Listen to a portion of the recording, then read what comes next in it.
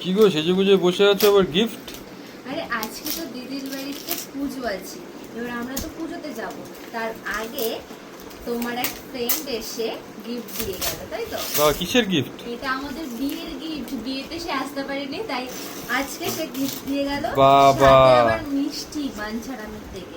আর মিষ্টিটা খুলে বাবা দেখি। কবে বিয়ে গেছে এখনো গিফট পেয়ে যাচ্ছে? হ্যাঁ হ্যাঁ, এই দেখো বাহ। এত সুন্দর সুন্দর মিষ্টি বাঞ্ছারাম থেকে দিয়েছে।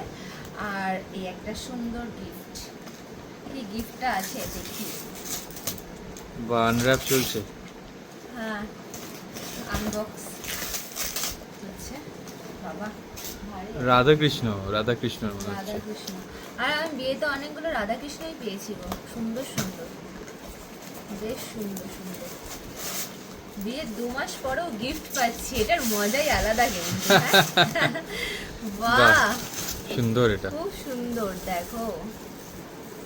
হা হা, বাহ। এটা পুরো সাক্ষাৎ তুমি আর আমি। আর বাড়ানো আর বেশি বলা যাবে না। না না, রাধাকৃষ্ণ।